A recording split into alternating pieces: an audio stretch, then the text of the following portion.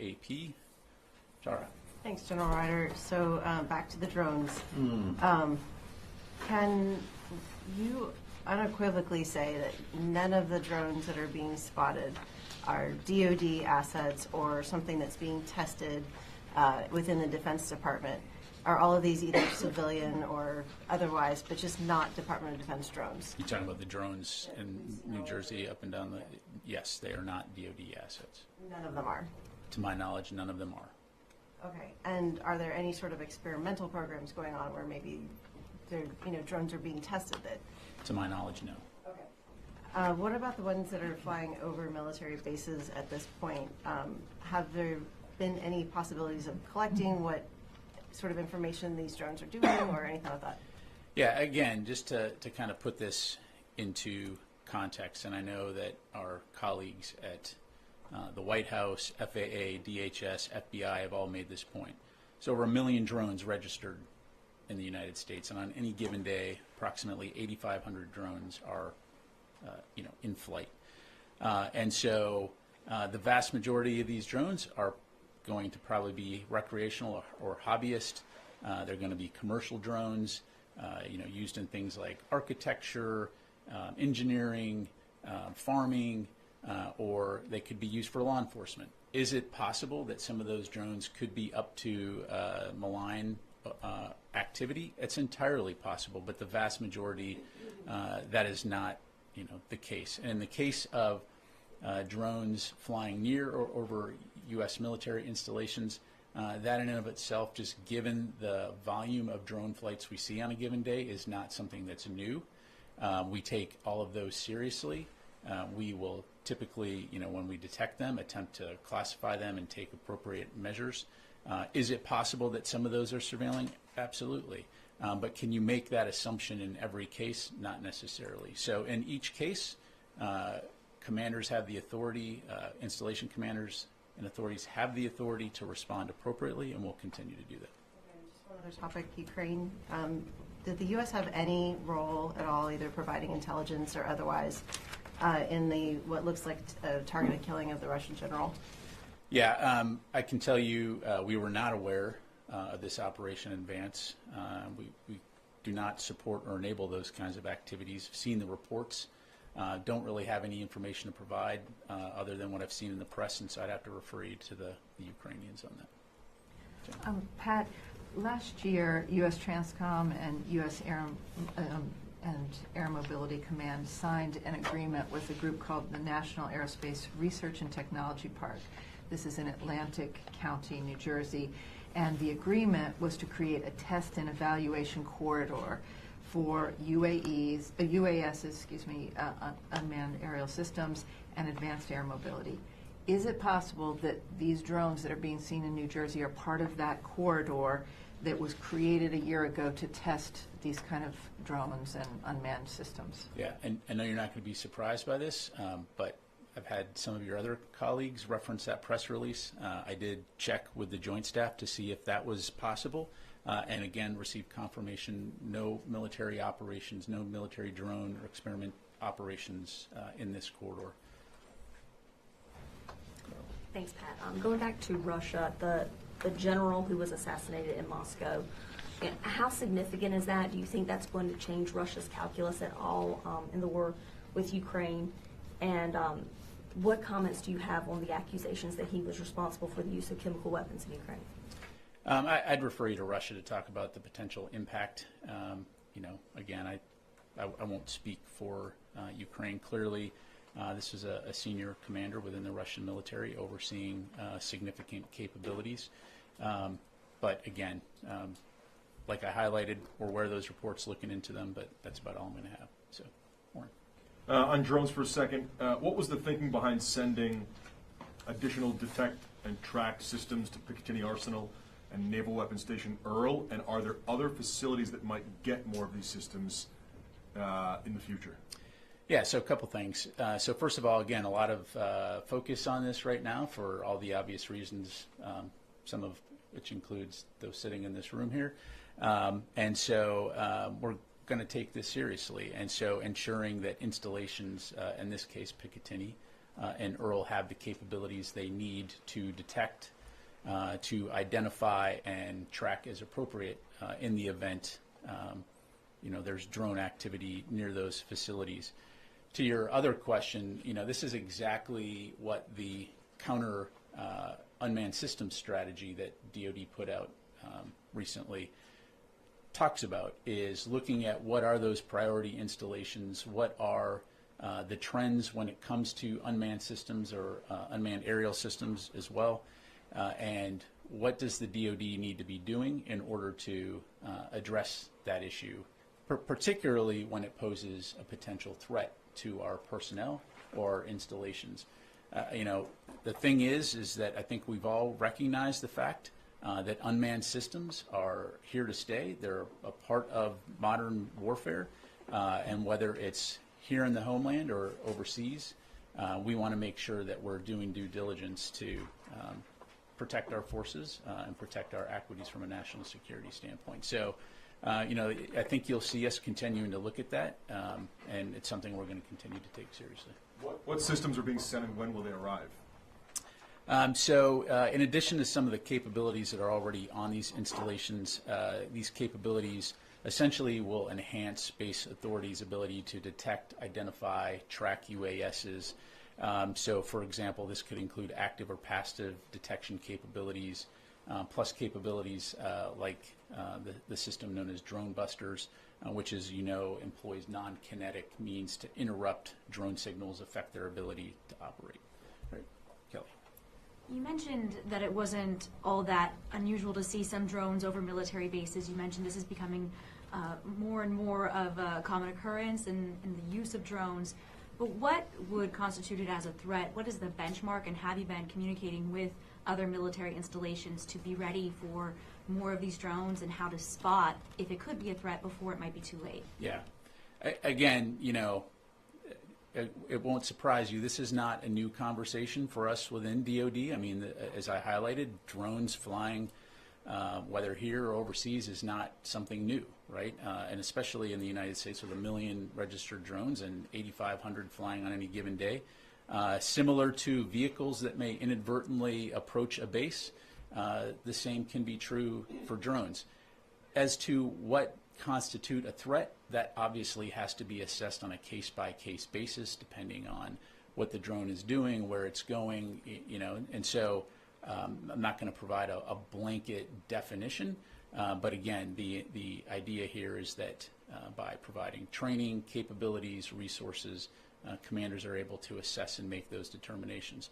The other thing that I think it's very important to remember is that when we're here in the homeland, the authorities that the U.S. military has to detect and track these kinds of things is much different than it would be if we were in a combat zone. In other words, the intelligence, surveillance, and reconnaissance capabilities that we can employ outside the United States are much different for very good reasons. We don't collect intelligence on American citizens. And so that, of course, appropriately requires to work very closely with local, state, and federal authorities, law enforcement authorities, when necessary to address these threats. And you mentioned the White House and the administration did share a bit of their assessment of what these drones are, but we know lawmakers are being briefed on Capitol Hill, and members of the public, this isn't really sitting well with them. They aren't really kind of taking this explanation for those that really saw these drones with their own eyes. So what would you say to them? Well, again, I definitely don't want to minimize the significant interest and the concern that people have.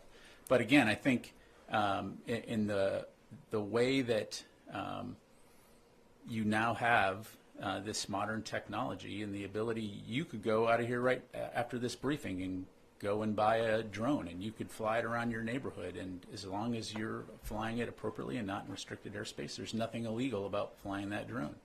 So again, just providing some perspective here, and I think the joint statement that we put out highlighted that the assessment in terms of what these reported sightings could be in terms of a combination of lawful commercial drones, hobbyist drones, law enforcement drones, as well as manned fixed-wing aircraft. Again, don't want to minimize it, but I think it's important to understand too just the volume of drone activity that will likely only increase into the future. And the fact that it is legal to fly drones, and if they go into restricted airspace, of course, we'll take appropriate action. Just why does it have to be a classified briefing if these are just hobbyist drones, they're not military drones? Why is it a classified briefing on the Capitol Hill? I don't, I'd have to refer you to Congress on that. Again, sharing as much information as we can here. I don't have the briefing in front of me, so I can't tell you specifically, what aspects are classified or not. I can assure you, though, that again, we are sharing as much information as we can based on what we know. Let me go to the other side of the room here, Chris. Thanks, Pat. 2 questions on drones. One, there's particular interest, perhaps by us, but also from the U.S. government, regarding the drones in New Jersey. Does the Pentagon have any indications that those drones in New Jersey are somehow different in size, activity, etc., than the drones that have been spotted at Wright-Patterson Air Force Base, Hill Air Force Base, and other locations in the past few days? Chris, what I would tell you is we don't see a connection at this point between any of those activities. Again, just taking a step back here, 8,500 drone flights a day, but again, don't see a connection at this stage. And then my second question, has the Pentagon determined who was responsible for the drone incursions over the bases in the UK over the past time? Yeah, to my knowledge, still being looked at. I'd have to refer you to the UK MOD and U.S. Air Forces in Europe. Janie. Thank you, General. 2 questions on South Korea and China. First question, on China's espionage using drone, China conducted indiscriminate espionage activities using drones on U.S. aircraft carriers and military facilities anchored in South Korea. What message do you want to send to China, which poses a security threat to many allies? What's the message to China? Yes. Look, Janie, I'm not going to get into any specific, operations overseas other than to say, we take force protection, operation security very seriously. We value the partnerships that we have with our allies throughout the Indo-Pacific region and worldwide as we work together towards our mutual security interests. And so wherever there is a potential threat, we of course will take measures to mitigate, but I'll just leave it there. On South Korea, the security vacuum is in chaos due to the president suspended his work, and the military leadership also as well as suspended. Is there any disruption in the U.S.-South Korea alliance, and who is the Secretary Austin, the current dialogue partner? Yeah, so right up front, I would say, and you've heard Secretary Austin say this, the alliance between the United States and the ROK is ironclad. We continue to remain committed to peace and security of the Korean Peninsula, and our combined defense posture remains strong. I know that General Camera spoke with the acting Republic of Korea president on Sunday. He emphasized the strength of the alliance and reaffirmed commitment to pre-planned training and exercises. He also spoke with the acting Minister of Defense on Thursday on the same topic. So don't have anything to read out right now in terms of potential phone calls with Secretary Austin and the acting Defense Minister in the future, but certainly we'll keep you updated. Let me go to Eunice. Thank you very much, General. The Turkish Defense Minister says Ankara had proposed to Washington that they can assign 3 commander brigades to help fight Daesh and also control prisons where ISIS militants and their families are held. Those are your biggest concerns right now, especially after the fall of the Assad regime. So this is your NATO ally saying that surely if there was such a partnership between the US and Turkey, these are the 2 largest militaries within their alliance, why not just team up? Is it just lack of trust, you just don't believe them, or you like to specifically work with the SDF? Yeah, thanks for the question. As you highlight, Turkey is a very valued NATO ally, and we continue to keep lines of communication open as it relates to the situation in Syria, as it relates to regional security interests like ISIS. I don't have anything to announce in terms of any changes in U.S. force posture or how we're approaching the defeat ISIS mission, but I'm confident that we'll continue to keep having those conversations with Turkey and other regional partners on this issue. Just one follow-up, please. The Turkish foreign minister just on the same day said that the YPGs, called them the SDF, will either dissolve itself or be destroyed in Syria. Is the United States going to militarily step in? I'd asked this question before because Turkey stresses it very clearly that they're going to be destroyed. Or you can work with us and we can sort out the Daesh problem in Syria. Like, how do you approach this statement and like this behavior? Yeah, I don't have a comment to provide on the foreign minister's comment. What I would say is what I've relayed before, which is that the SDF remains an important partner. I think it's important to remember what Daesh or ISIS is capable of, as we've seen in the past. And we all have a vested interest in ensuring that they cannot resurge. And so I know, again, we're speaking with our Turkish counterparts and others in the region as it relates to the challenges associated with ISIS, as well as the SDF and the continued important role they play in preventing a resurgence of ISIS. And so we'll continue to have those conversations, and I'll just leave it there. Let me get to a couple other folks here real quick. Let me go to Jeff Shogel, Task and Purpose. Thank you. Have any of the drone sightings been accompanied with sightings of a large rectangular black object, sometimes called a monolith, often accompanied by Also sprach Zarathustra by Richard Strauss?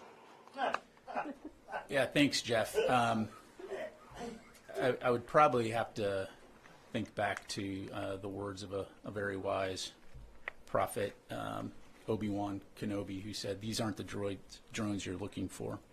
But beyond that, I'll just have to move along. Okay, let me go to Howard Altman, Warzone. Thanks. Well, that was hard to top. I got two questions, one on the drones and one on Syria.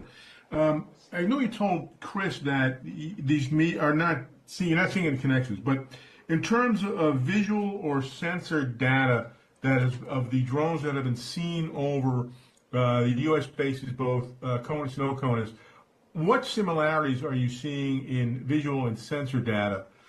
My question on Syria is, Muslim Abdi, the head of SDF, is proposing a proposal to establish the demilitarized zone in Kobani with the redistribution of security forces under American supervision and presence. Is the U.S. familiar with this? And does the U.S. have any ability to have additional forces or additional presence in that region? Thanks. Yeah, thanks, Howard. On your first question, I'm not going to have any information to provide in terms of sensor data, other than, again, as I highlighted earlier, we are employing a variety of both passive and active sensors in order to detect as it pertains to DoD installations. And of course, we're not the only ones in this business when it comes to U.S. civil airspace. I'd certainly refer you to DHS and FAA on that front.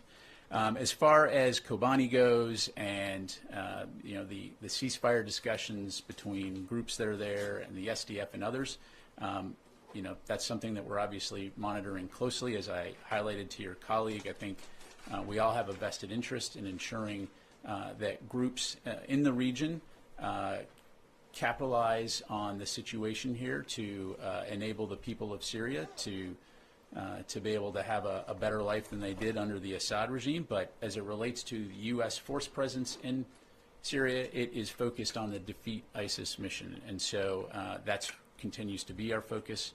And I'll just leave it there. Let me come back into the room. No. Pentagon didn't specify where the strikes took place yesterday within Syria, where American equipment was used. Do you have anything more on that?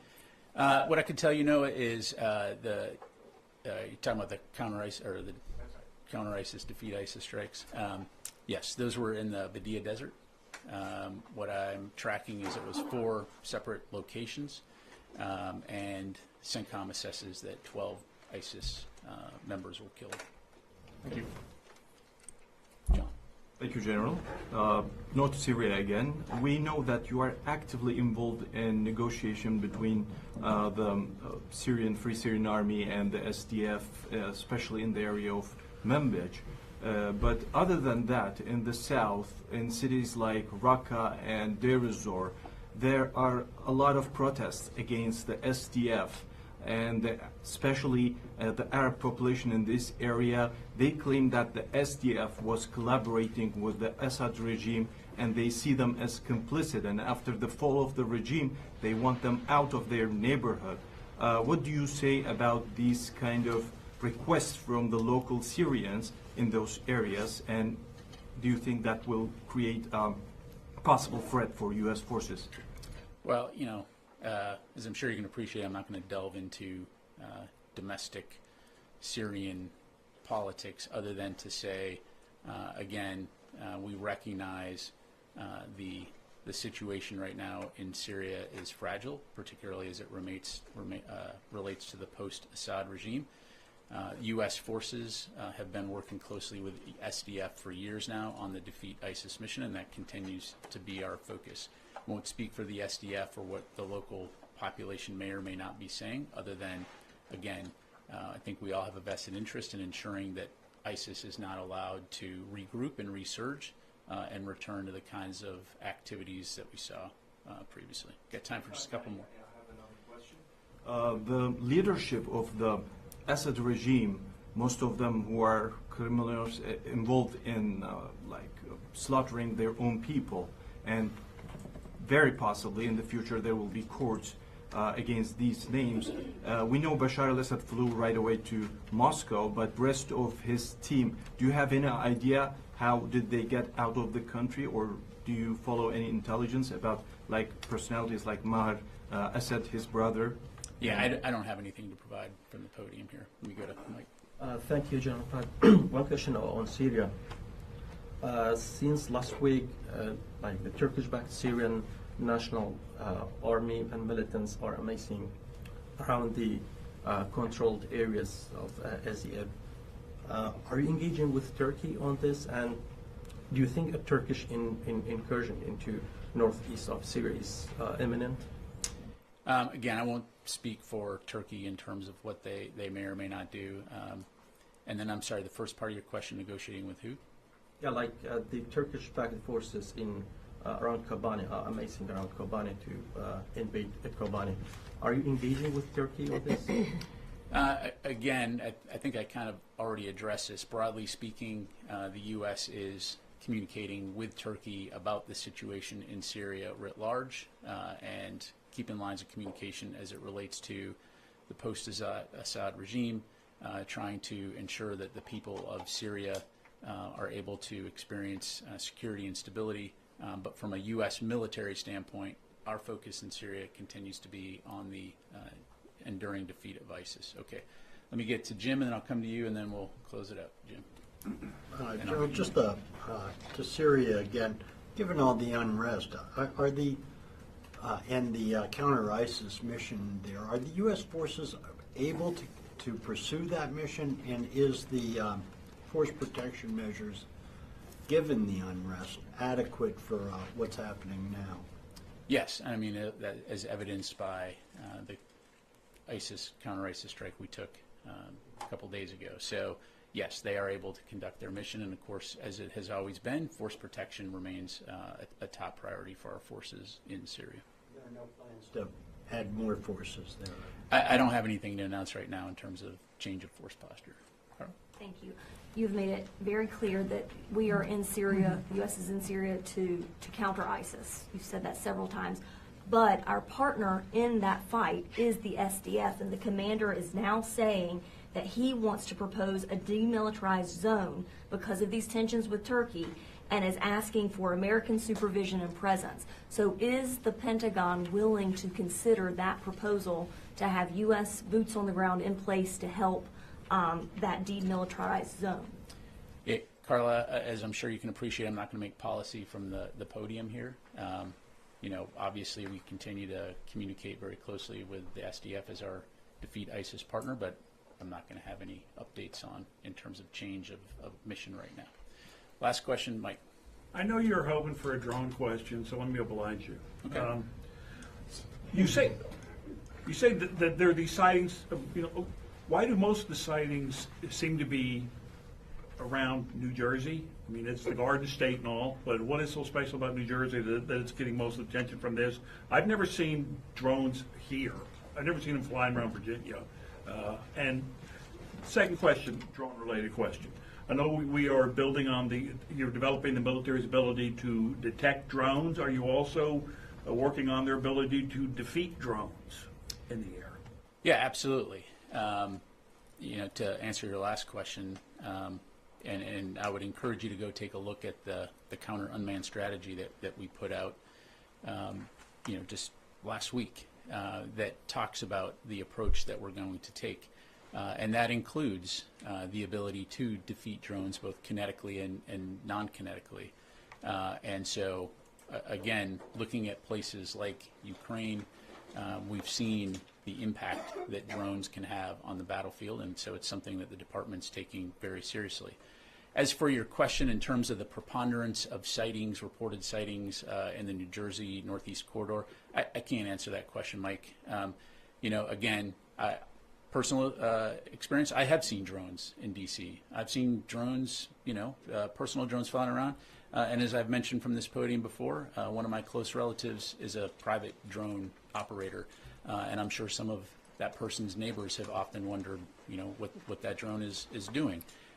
So, without taking a holistic snapshot of every single privately operated drone across the United States, some of which can be that big, some of which can be that big, it's hard to know specifically, why at this point in time. And again, as was highlighted in the joint statement, the current assessment explains what we think most of those are, to include piloted manned aircraft.